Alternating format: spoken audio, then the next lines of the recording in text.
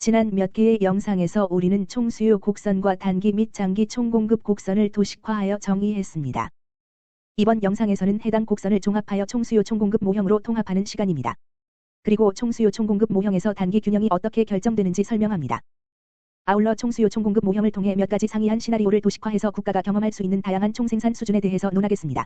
총수요 총공급 모형에서 단기 균형이란 국민 총생산과 물가의 현재 수준을 말합니다. 단기 균형은 기간을 특정한 경제에서 득세하는 총수요와 총공급에 기초합니다.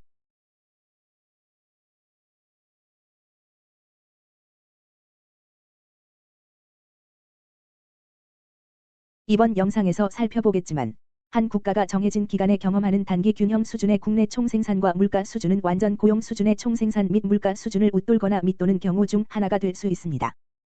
우리는 이제 소위 경기 후퇴갭 내지 의미 산출갭과 인플레이션 갭 내지 양의 산출갭의 차이점을 구분하겠습니다. 그리고 나서 여기에 있는 그래프를 사용해 서로 다른 유망한 시나리오를 도식화하겠습니다. 한 나라가 의미 산출갭을 경험할 때는 균형 국민 총생산 Y2와 균형 물가 수준 PLE가 완전 고용 수준의 총생산과 완전 고용 수준의 물가 수준보다 더 밑돌 때입니다.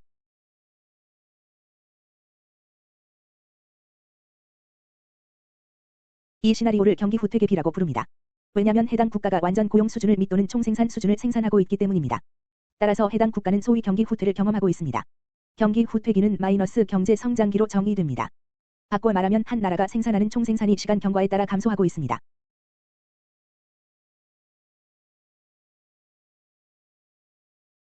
이제 첫 번째 그래프로 들어가서 의미 산출갭의 발생 원인을 여러 가지로 설명하고 그래프에서는 어떤 모양새가 될지 살펴보겠습니다.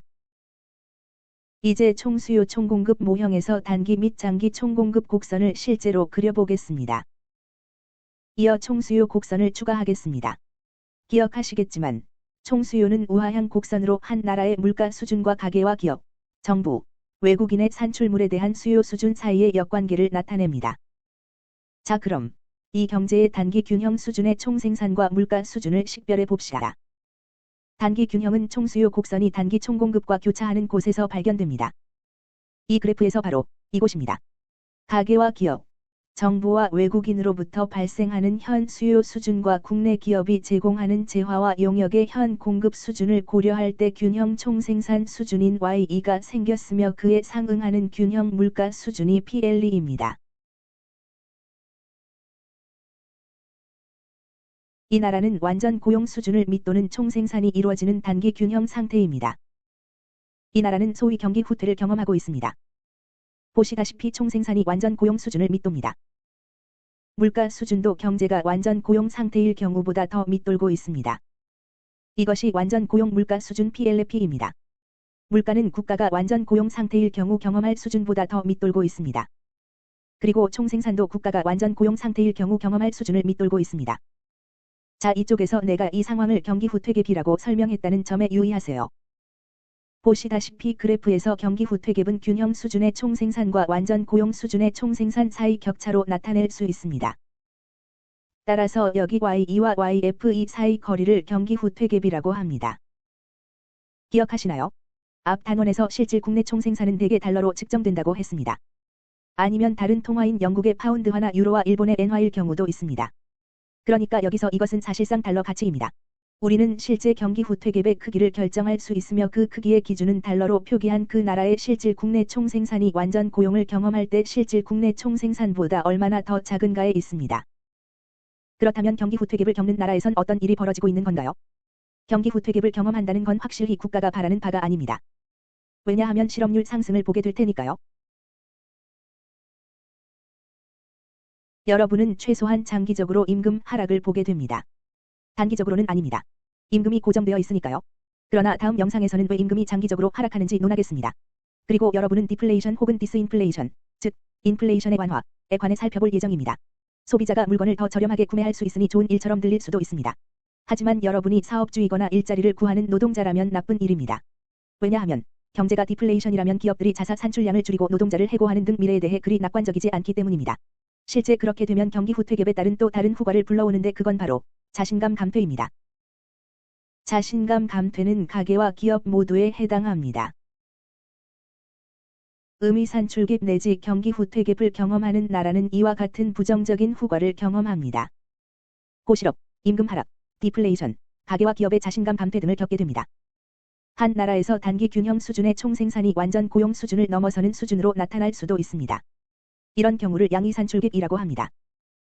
인플레이션 갭 혹은 양의 산출갭의 발생은 균형 수준의 총생산 Y2와 균형 물가 수준 PLE가 완전 고용 총생산과 완전 고용 물가 수준보다 더 웃돌 때 생깁니다.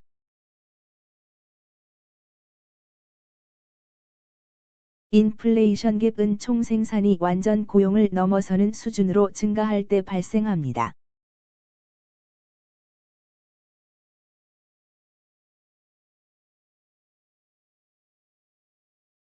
곧 확인하겠지만 인플레이션 갭은 단기적으로만 가능합니다. 왜냐하면 지난 영상을 환기해 보시면 장기적으로 임금은 물가 수준이 어떻건 거기에 맞춰 충분히 조정되기 때문에 총생산은 완전 고용 수준으로 복귀합니다. 자 그럼 도표로 가서 그 점을 드러내 봅시다. 장기 총공급 LRAS 그래프를 다시 그려보겠습니다. 장기 총공급 곡선과 단기 총공급 곡선입니다. 장기 총공급 곡선에 이름표를 빠뜨렸네요. 우리 도표에 모든 곡선에 이름표를 붙입니다. 이번엔 완전 고용을 넘어가는 단기 총공급 곡선을 교차하는 총수요 곡선을 제시합니다. 여기에 우리의 총수요 곡선이 있습니다. 내가 균형 수준의 국민 총생산에 이름표를 붙입니다. 그걸 Y이라고 칭하고 그리고 균형 물가 수준을 일컬어 PL이라고 합시다. 다시 한번 주목하세요. 균형 물가 수준 PLE와 균형 총생산 Y2가 여기 완전 고용 상태의 물가 수준 PLF와 균형 총생산 YFE보다 더 웃돕니다. 그래서 이 나라는 소위 인플레이션 갭을 경험하고 있습니다. 인플레이션 갭 또한 국내 총생산은 달러로 측정되기 때문에 인플레이션 갭도 달러로 측정될 수 있습니다. 이 나라의 완전 고용 수준의 총생산일 경우 말하자면 완전 고용 수준의 실질 국내 총생산이 1조 달러라면 그런데 현재 총생산 수준이 1조 1천억 달러라면 그 나라는 양의 산출갭 혹은 인플레이션 갭을 경험하고 있는 겁니다. 좋은 일처럼 들릴 수 있습니다. 그러나 인플레이션 갭으로 인한 일부 부정적인 결과나 후과가 있습니다. 여기에 간단히 적어보겠습니다. 고물가가 생겨납니다. 사업체에는 고물가가 반가운 소리처럼 들리지만 가계에는 반가운 소리가 아닙니다. 고물가는 가계의 실질 자산과 실질 소득을 감소시킬 수 있습니다. 임금이 다시 인상됩니다. 가계에는 좋은 뉴스입니다. 임금 인상은 가처분 소득의 증가를 의미합니다. 그러나 물가가 상승하면 부유하다고 느끼지 못할 수 있고 여러분이 기업주라면 임금 상승은 정말 나쁜 일입니다. 왜냐하면 과잉 생산 능력이 줄어들기 때문입니다. 경제에서 생산 능력이 감퇴한다는 말은 기업이 사용할 자원이 더 줄어든다는 뜻입니다. 토지는 완전히 사용되었고 노동은 완전히 고용되었으며 자본은 완전히 사용된 상태입니다. 총생산 증대가 불가능하므로 경제 성장이 축소됩니다. 이 나라는 경기 순환에서 고점에 도달했거나 접근하는 중입니다. 경기 순환에 대한 강의 내용을 환기해 보세요. 한 나라가 경기 순환에서 고점에 도달하면 곧 경기 후퇴기로 접어듭니다. 따라서 인플레이션 갭을 경험하는 국가는 경기 후퇴기로 접어들고 실업률이 상승할 공산이 큽니다. 왜냐하면 이 나라의 생산은 장기적으로 지속 가능한 범위를 넘어섰기 때문입니다. 이로써 이번 수업의 대미를 장식할 총수요 총공급 모형의 단기 균형에 대한 마지막 분석 내용과 그래프를 남겨두고 있습니다. 우리는 생산이 완전 고용 수준을 밑도는 음의 산출갭을 경험하고 있는 한 국가의 상황을 살펴보았습니다. 우리는 생산이 완전 고용 수준을 초과하는 양의 산출갭 내지 인플레이션 갭을 경험하고 있는 한 국가의 상황을 살펴보았습니다. 이로써 마지막으로 현 총생산과 현 물가 수준이 완전 고용 수준의 총생산과 물가 수준과 일치하는 상황만 남겨놓고 있습니다. 완전 고용이 발생할 때는 균형 물가 수준 PLE와 균형 수준의 총생산 Y2가 완전 고용 물가 수준과 완전 고용 수준의 총생산과 일치할 때 생깁니다. 바꿔 말하면 해당 국가가 현재 생산해야 할 만큼을 그대로 정확히 생산하고 있다는 겁니다.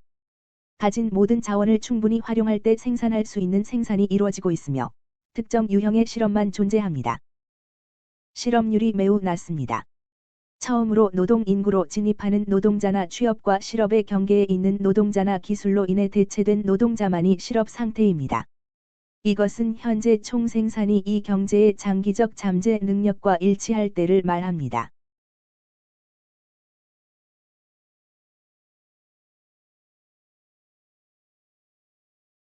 완전 고용 수준보다 더 웃도는 총생산 수준은 장기적으로 지속할 수 없습니다. 그리고 완전 고용을 밑도는 총생산 수준은 그 나라가 생산 능력을 최대치로 달성하지 못했다는 걸 의미하므로 바람직하지 않습니다. 자, 그러면 다시 도표를 만들어 보겠습니다. 장기 총공급 곡선과 단기 총공급 곡선이 있습니다. 이제 총수요 곡선을 그릴 텐데요. 제가 어디에 그리는지 유의하세요. 내가 균형점을 그립니다. 총수요와 단기 총공급의 교차점입니다. 그리고 지금 그리는 총수요 곡선이 그대로 장기 총공급 곡선을 교차합니다. 따라서 이 나라는 현재 완전 고용 수준의 총생산을 생산하고 있으며 완전 고용 물가 수준에 상응하는 생산을 하고 있습니다. 경기 후퇴 갭도 없습니다. 인플레이션 갭도 없습니다. 이 나라는 완전 고용 균형, 즉 국내 균형을 달성하고 있습니다. 이렇게 우리는 지금까지 한 국가가 단기적으로 경험할 수 있는 총생산 수준을 세 가지 상이한 시나리오로 살펴보았습니다. 우리는 경기 후퇴 갭이 존재하는 국가를 살펴보았습니다. 여기 첫 번째 도표입니다. 경기 후퇴 갭이 발생할 때는 균형이 완전 고용 수준을 밑돌 때입니다. 균형 물가 수준은 완전 고용 물가 수준보다 더 밑돕니다. 경기 후퇴는 나쁩니다. 후퇴라는 말은 경제에서 기본적으로 나쁜 단어입니다. 말하자면 실업률이 높다는 뜻입니다. 임금이 하락하고 있습니다. 디플레이션이 있고 가계와 기업은 자신감이 감퇴했습니다. 또한 우리는 인플레이션 갭과 양의 산출 갭을 살펴보았습니다. 그 상황에서는 균형 총생산 Y2가 완전 고용 총생산 YF2보다 더 웃돕니다. 인플레이션 갭은 완전 고용일 때보다 더 웃도는 총생산을 의미하므로 좋은 소리처럼 들리지만 그게 완전 고용 수준의 총생산보다 더 좋다는 의미는 아닙니다. 말하자면 고물가이고 임금 상승이 있고 실질 소득이 감소했다는 뜻으로 가계의 수요가 높지만 재화와 용역을 구매하기가 갈수록 어려워진다는 소리입니다. 또한 경제 성장도 감소하게 될 것이고 인플레이션 갭 이후에 경기 후퇴 국면이 이어질 게 거의 확실시됩니다. 마지막으로 균형이 완전 고용 수준과 일치하는 상황이 있습니다. 이것이 완전 고용 수준의 총생산입니다. 이 상황에서는 경기 후퇴 갭도 인플레이션 갭도 존재하지 않고 오히려 물가 수준 안정이 존재합니다. 즉, 완전 고용 물가 수준을 말하며 우리는 완전 고용 총생산을 달성해 일자리를 원하는 거의 모든 사람이 직업을 갖게 됩니다. 기업에 대한 임금 인상 압력도 없습니다. 노동자에 대한 저임금 수용 압력도 없습니다. 경제가 평화에 도달했습니다. 균형 경제입니다. 저는 이를 일컬어 골디락스, 황금률 수준의 총생산이라고 칭합니다. 인플레이션 갭이 존재할 때는 경제가 과열된 상태입니다. 디플레이션 갭 내지 경기 후퇴 갭이 존재할 때는 경제가 냉각된 상태입니다. 그러나 경제가 완전 고용 수준으로 생산할 때는 모든 게 제대로입니다. 어떤 나라든 이 경지에 도달하고 싶어 합니다. 사실 이것이 거시경제적 목표 중의 하나입니다. 완전 고용 수준의 생산은 거시경제적 안정을 달성한 겁니다. 거의 모든 사람이 직업이 있습니다. 경제 성장률은 안정적으로 성장하고 있습니다. 인플레이션은 낮고 안정적입니다. 다음 영상에서는 장기 균형 상태의 총수요 총공급 모형에 관해 논하겠습니다. 우리는 거시경제학의 단기 및 장기 개념과 신축적 임금 개념에 기초해 경기 후퇴 갭과 인플레이션 갭을 경험하는 한 국가가 어떤 조정을 거쳐 완전 고용 수준의 총생산으로 회복할 수 있는지 논의할 예정입니다.